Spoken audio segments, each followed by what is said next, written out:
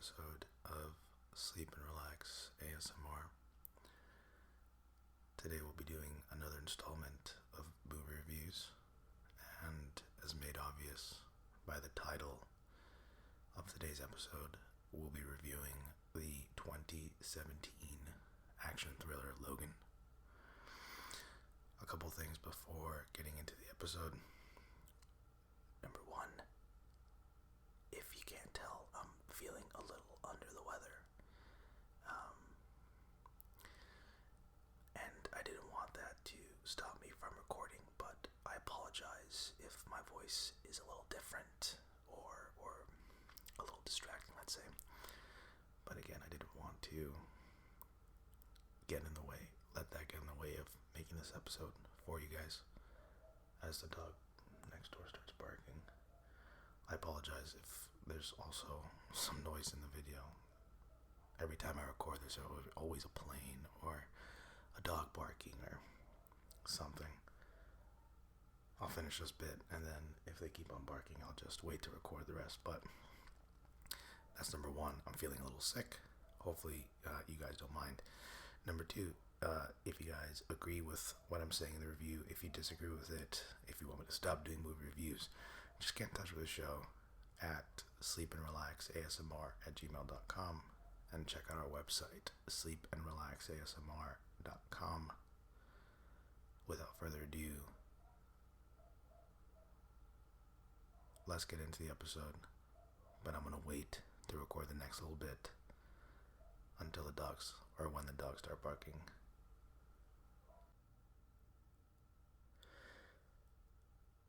Alright, so I think it's safe to start recording again. For you guys, it seems like, 4 or 5 seconds. I've actually been waiting for an hour. And I think the dogs are just starting to calm down. If you hear some barking in the episode, I apologize. They're not my dogs. And, I guess it just adds more character to the episodes. But anyway, okay. Movie review, Logan. Let's actually dive into it. Logan is a 2017 superhero action film featuring the Marvel character Wolverine. It stars Hugh Jackman, who, I guess at this point has played Wolverine way too many times. I honestly can't even remember. I can't think of how many times he's played Wolverine over the last, 15 years. But Hugh Jackman is Wolverine. Patrick Stewart, of course, returns as Professor Charles Xavier.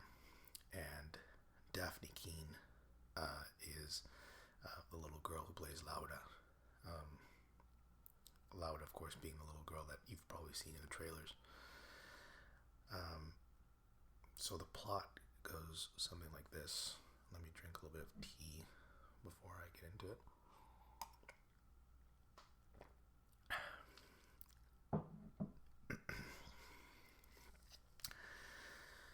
So the movie takes place sometime in the near future, probably like 2025, 2030, 2035, something like that. That's what I was told. I haven't looked at the exact date, but sometime in the near future. And in this version of reality at this point, mutants are on the brink of extinction. At this point, they're more like fairy tales than they are living, breathing, real things. Logan at this point has aged significantly because the adamantium in his bones is actually poisoning him. And one of Wolverine's trademark abilities, of course, is his healing factor. In this case, in this movie, he doesn't really have it. Which it was really interesting to see a version of Wolverine that I had never seen before, but that's probably something that I'll mention as we move further once I'm done talking about the plot. But at this stage in his life, Logan is okay with not being Wolverine. He's no longer Wolverine. He's just Logan. And he's not part of the X-Men anymore. The X-Men no longer exist in this movie. Rather, he's basically just a chauffeur. He actually kind of looks like an Uber driver, is kind of what I understood. He just drives a limo, picking up people, that request his services. But yeah, he's basically just an Uber driver. So again, a very different sort of version of Wolverine. That definitely you've never seen Hugh Jackman play this kind of Wolverine. He goes from X-Men to Uber driver. So Logan, he lives with Caliban, who is an albino mutant, and both of them take care of what is a very, very aged Professor Xavier. And he's seemingly lost. Lost isn't the right word.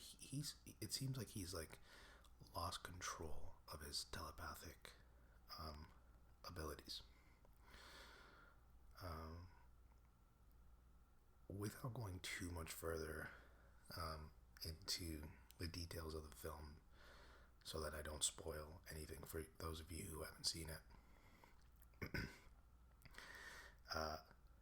Logan, he's approached by a woman who asks for his help to escort a young girl named Laura to North Dakota, and the film sort of takes off from there and sets itself up for action and drama. And again, I don't want to give you more details because for those of you who haven't seen the film, the trailers don't actually tell you much more than that. So I'm basically just giving you what the trailers and some regular details of the film that won't ruin it for you. That's all I'm going to give you right now. So my first thought after watching the film, it was a little surreal, and frankly a little sad to see Wolverine and Charles Xavier at the end. After watching them on screen for so long, being these strong, noble in many ways, ambitious superheroes. It was interesting and different to see them as they fall from grace. And I don't think I've seen a superhero film. I mean, this, the equivalent is as if, it's as if Superman has totally lost his abilities and, or is on the verge of losing his abilities and is on the end of life itself, and you kind of view that version of him. I suppose the Dark Knight trilogy, I guess it's Dark Knight Rises. I guess you do see an older Batman, so but in this case, it's as if Bruce Wayne is no longer even Batman. He's just, he's like a caddy for a golfer, and he has no interest in being a superhero, and he's just basically lost it. So that was interesting. That was, again, kind of sad and unique. It was unique to see that. I thought the acting overall was predictably good, in particular from Patrick Stewart, who was just the best version of Professor Xavier at many points in this film. And I thought Jackman and Patrick Stewart were great at giving a sense of love and appreciation for each other, despite the fact that Logan, over his time with the X-Men and with Professor Xavier, it's been an interesting relationship, to say the least. And on the surface, their relationship is always, on the surface, it looks as if they're at odds with each other, but in this film, you can definitely tell by the body language, by how they look at each other, how they interact with each other, the fact that Logan basically just takes care of Professor Xavier. You can tell that there is this sort of fatherly son relationship that you can probably look at different points in the X-Men series and get plenty of examples of this, very loving relationship that, again, on the surface is not very loving. But again, in this film, you see it, right? You see Logan is just this hardened mutant, and for him, showing love and appreciation is very difficult, but they have a really nice balance in this film.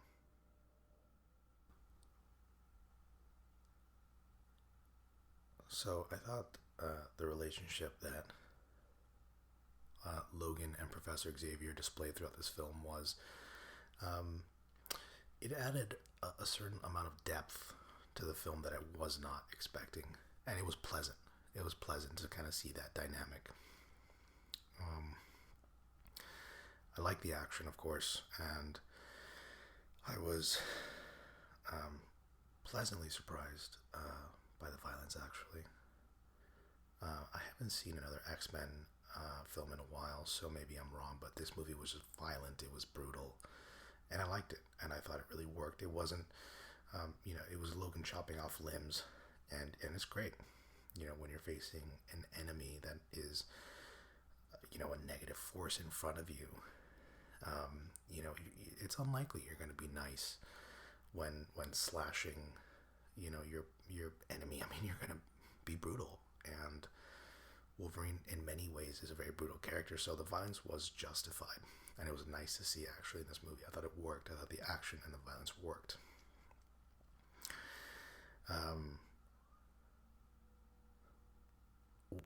What really added as well to the violence was, Wolverine is old. He isn't at the peak of his abilities, so it just feels like the stakes are higher. Because if he makes the wrong move, he's going to get hurt, and he won't be able to recover quickly or at all. So the stakes felt high, the violence felt right, and I thought it was brutal. Not just to be brutal, not just to show bloods and guts, but because that's the way it would look like if it were to really happen. What else? I was also pleasantly surprised with the storyline, because I'll be totally honest, I went into this film not convinced that I was going to follow along and enjoy the film. The trailers make it seem like another kind of like dumb-minded action film, but there's actually a lot more depth to this film. You explore Logan as a person. You see the better sides of him that the trailers would kind of lead you to believe are absent in this film. You see his longing for love and family and his care for Professor Xavier. That I think in other X-Men films, it's present, but in this final installment, at least this sort of series with these particular actors, it was nice to see more range and to see a side of Wolverine that I don't recall being explored in such depth. So really the movie isn't just, an action thriller. It has some, dark, somber, elements to it. So again, a lot more range and a nicer story and a better story than I expected. I also thought the closure in this movie was great. By the end of the credits, or by the end of the film when the credits were rolling, I felt like I had, seen and enjoyed a completely fulfilled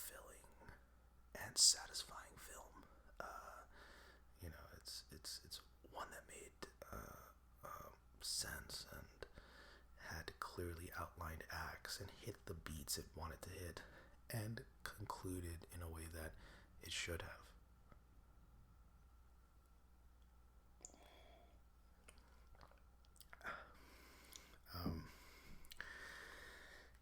But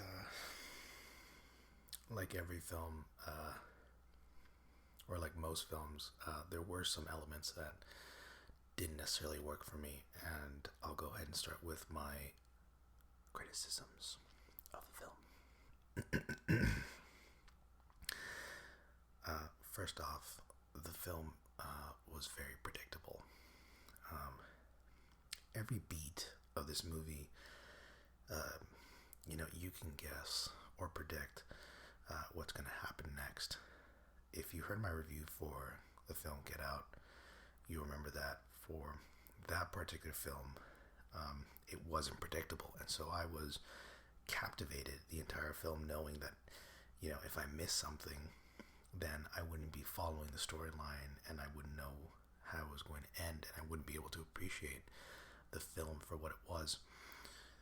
For Logan, it was the exact opposite, really. Without divulging details for the movie, there were moments that you can predict.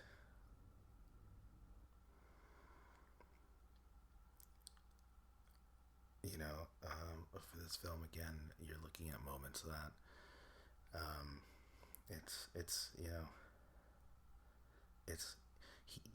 he's gonna kill or beat up the bad guys here, or she's gonna do something badass, or the protagonists are gonna end up in a very difficult position, and they're gonna get kicked around a little bit, but they'll overcome it because that's the type of movie it is.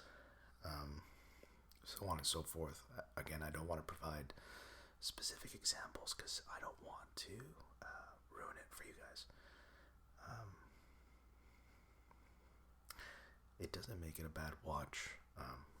Excuse me.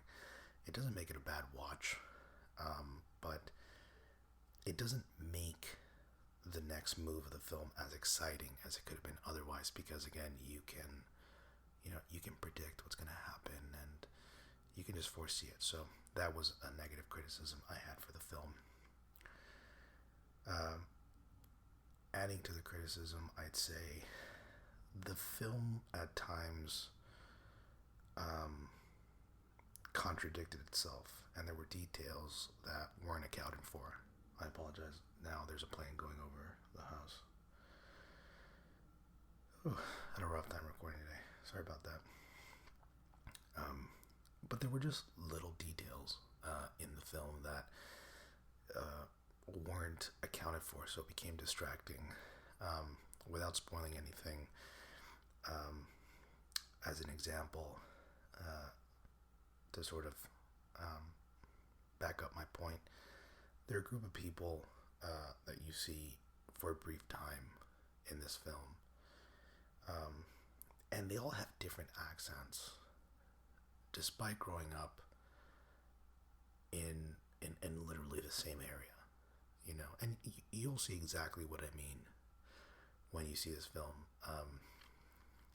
This is something that I've seen or heard in just about every other review that I've seen or heard for this film, and it's just true. I mean, it's distracting, and there are other details in this film that make it sometimes distracting, and it takes you out of your seat.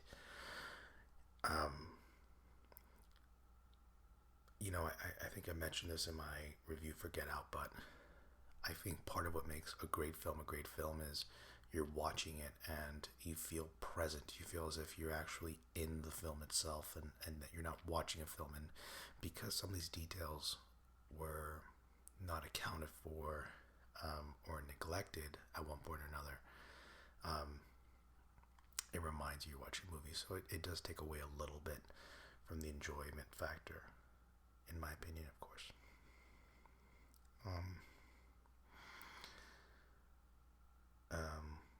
I guess another example to add to these details is there's a character in this film that spent a lot of time in just one place in particular, not really spending much time outside of that one place for the vast majority of the character's life. Yet somehow they can orient themselves and get to a final destination driving.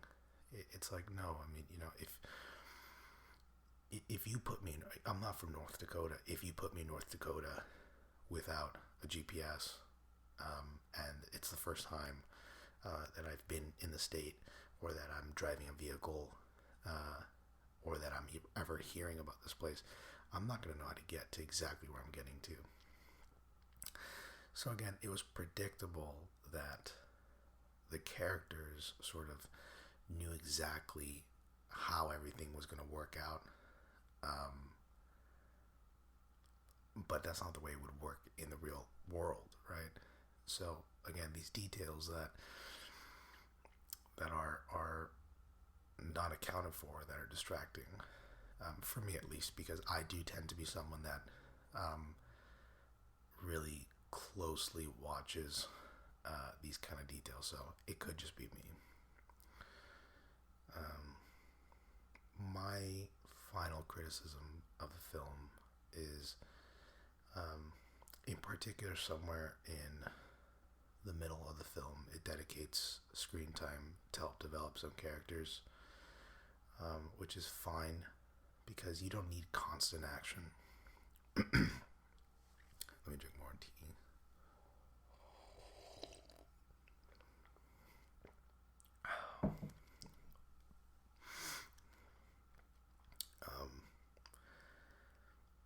However, the film, it does actually get slow at times.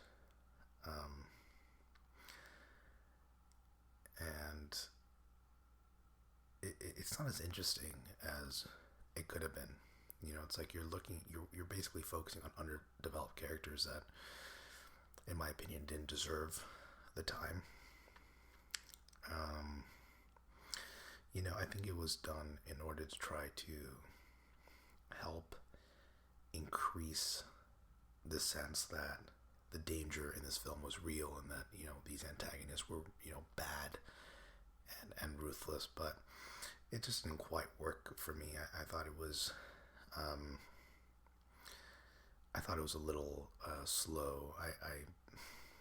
I wasn't a huge fan of some of the portion of the middle of the film. But look, overall, I thought Logan. Logan is an action-packed